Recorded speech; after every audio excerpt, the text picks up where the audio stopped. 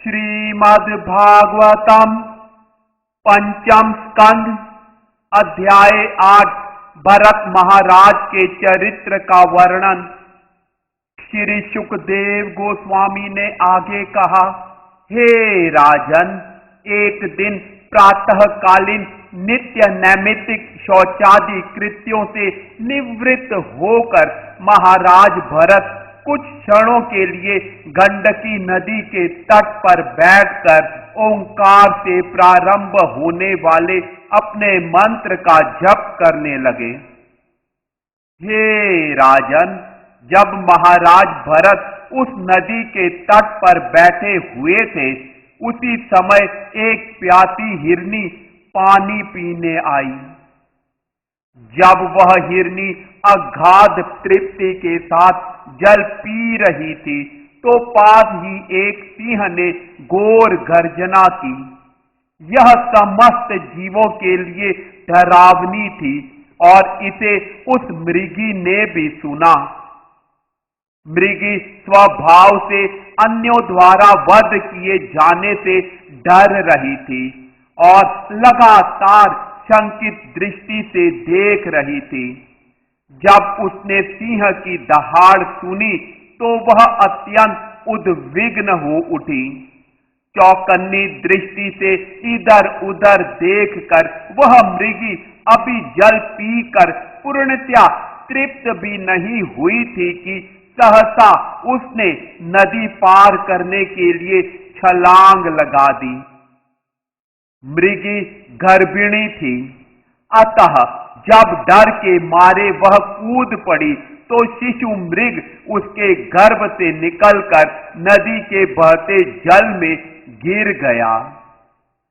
अपने झुंड से विलग होने तथा गर्भपात से त्रस्त हो जाने से वह कृष्णा मृगी नदी को पार करके अत्यंत भयभीत हुई।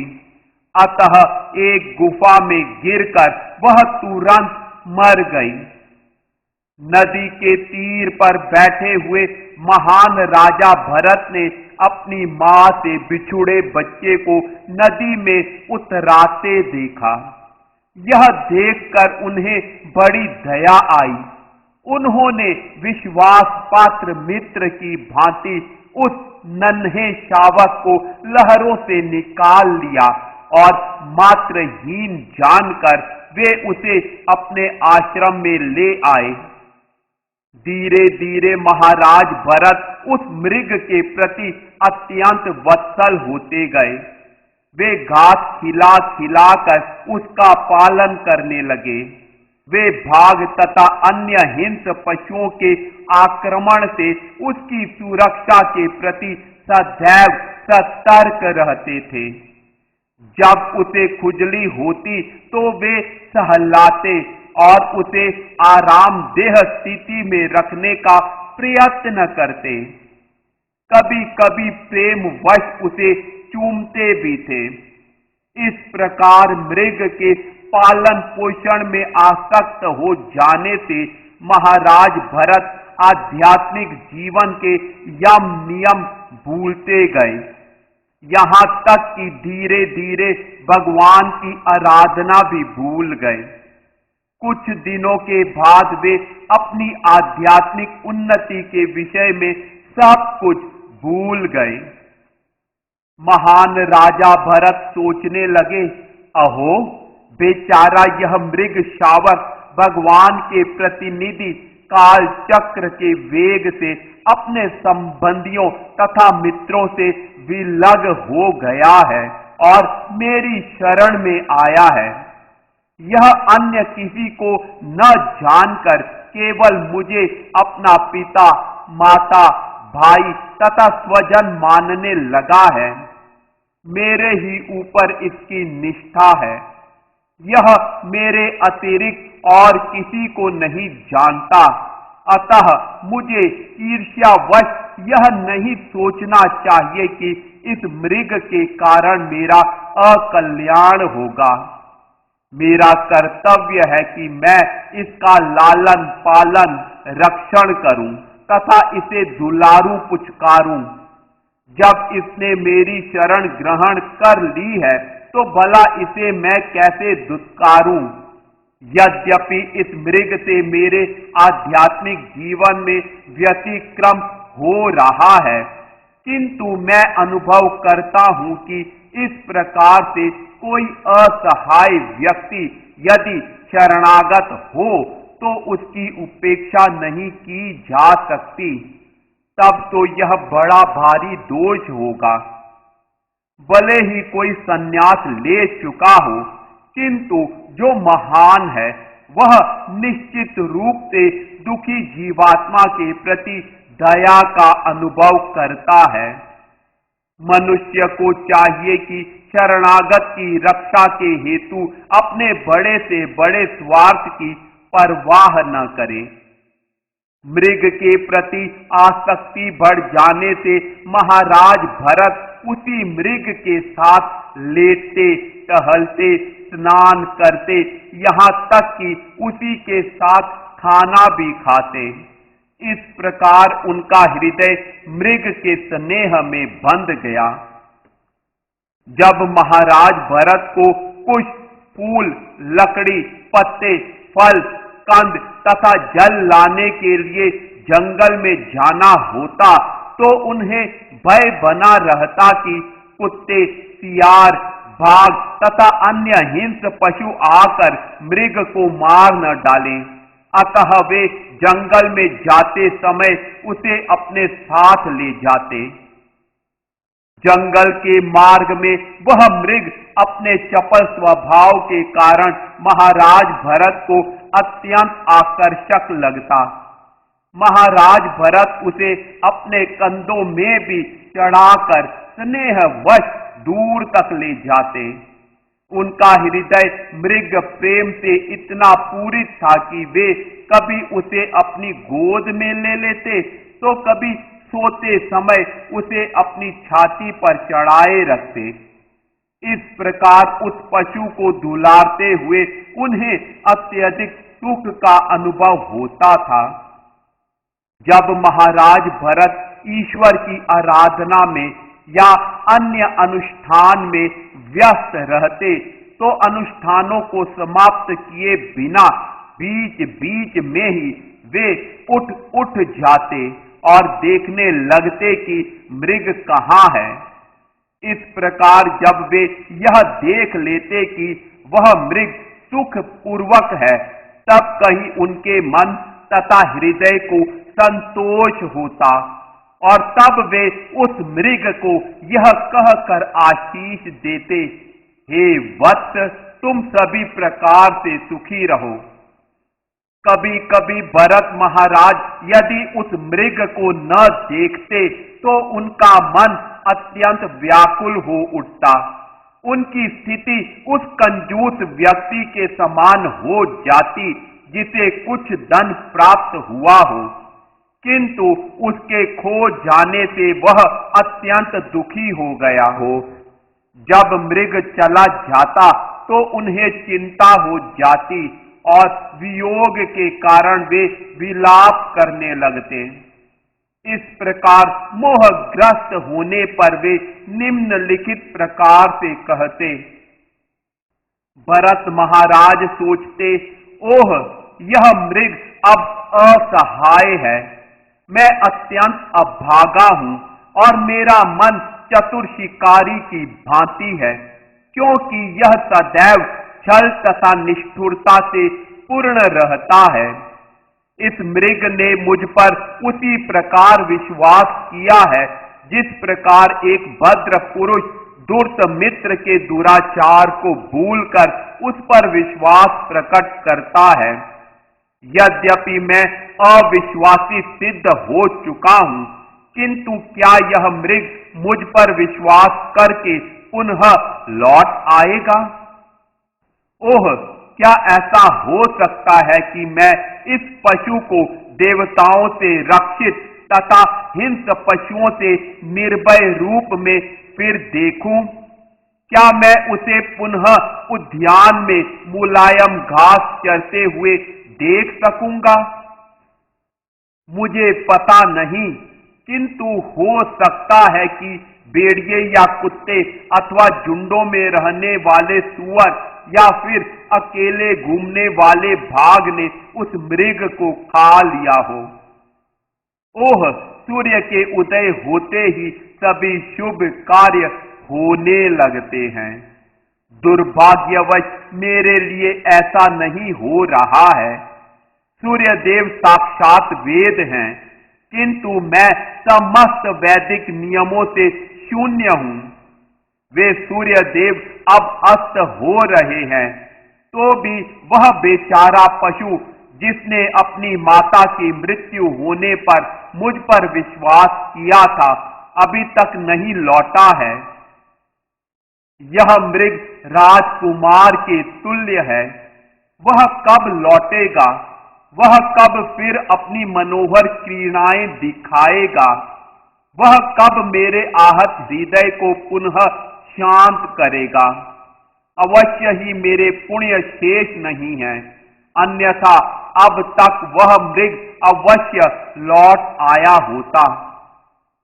ओह, जब वह छोटा सा हिरण मेरे साथ खेलते हुए और मुझे आंखें बंद करके झूठ मूठ ध्यान करते देखकर प्रेम से उत्पन्न क्रोध के कारण मेरे चारों ओर चक्कर लगाता और डरते हुए अपने मुलायम सींगों की नोकों से मुझे छूता, जो मुझे जल बिंदुओं के समान प्रतीत होते।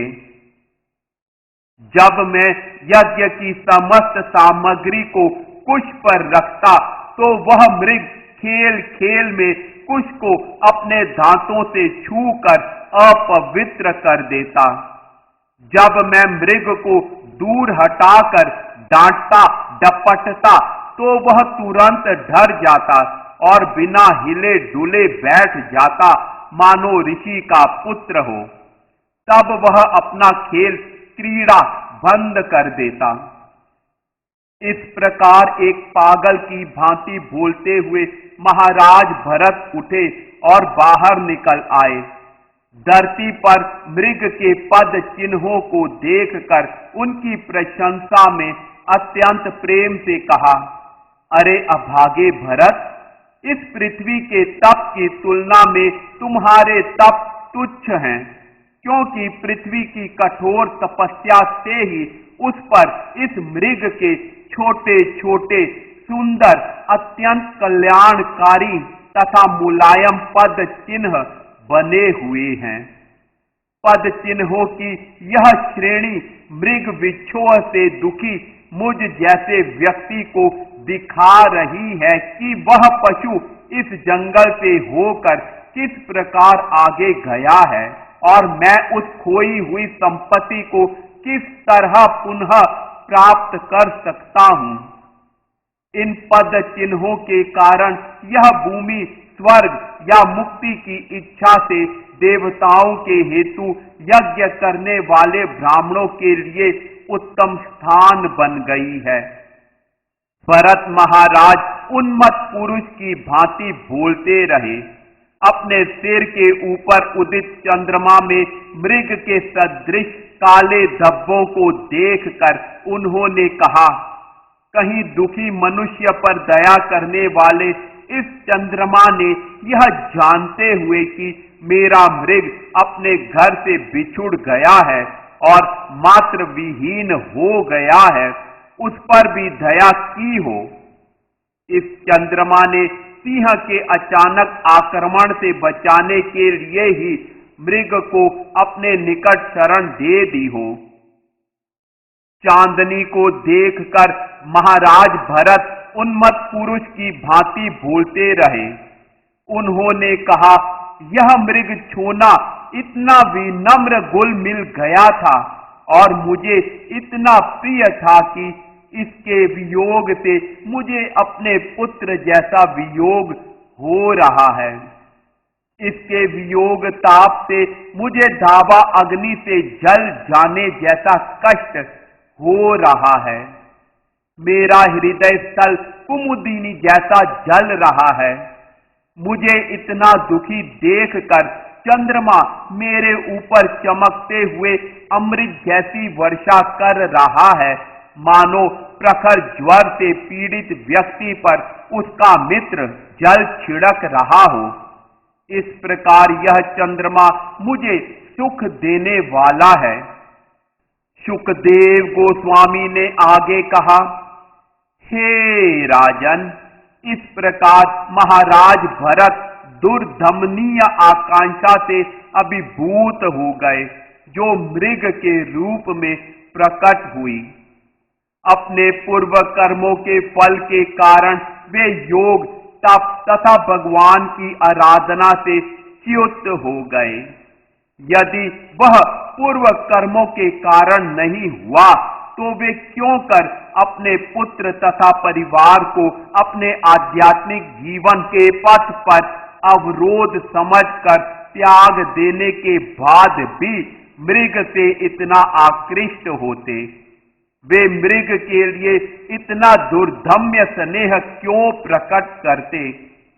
यह निश्चय ही उनके पूर्व कर्म का फल था।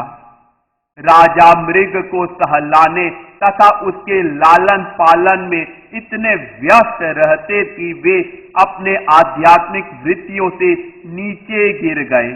कालांतर में दुर्लंघ्य मृत्यु उनके समक्ष उपस्थित हो गई। जिस प्रकार कोई विषधर सर्प चूहे के द्वारा निर्मित छिद्र में चुपके से घुस जाता है।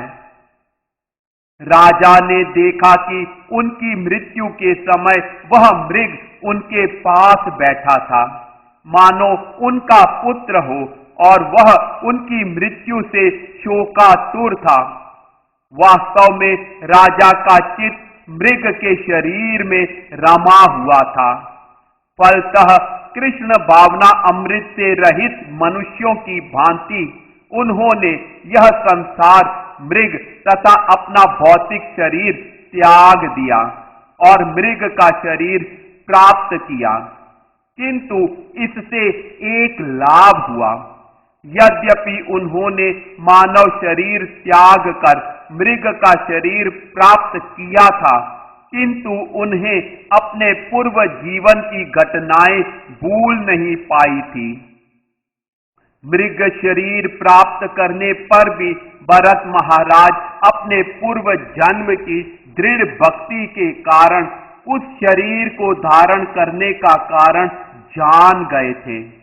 अपने विगत तथा वर्तमान शरीर पर विचार करते हुए वे अपने कृत्यों पर पश्चाताप करते हुए इस प्रकार बोले। मृग के शरीर में भरत महाराज पश्चाताप करने लगे। कैसा दुर्भाग्य है कि मैं स्वरूप सिद्धों के पथ से गिर गया हूं। आध्यात्मिक जीवन बिताने के लिए मैंने अपने पुत्रों, पत्नी तथा घर का परित्याग किया और वन के एकांत पवित्र स्थान में आश्रय लिया। मैं आत्म संयमी तथा स्वरूप सिद्ध बना और पूर्ण पुरुषोत्तम भगवान वासुदेव की भक्ति, श्रवण, चिंतन, कीर्तन, पूजन तथा स्मरण में निरंतर लगा रहा। मैं अपने प्रयत्न में सफल रहा, यहां तक कि मेरा मन सर्वदा भक्ति में डूबा रहता था। किंतु अपनी मूर्खता के कारण मेरा मन पुनः आसक्त हो गया, इस बार मृग में।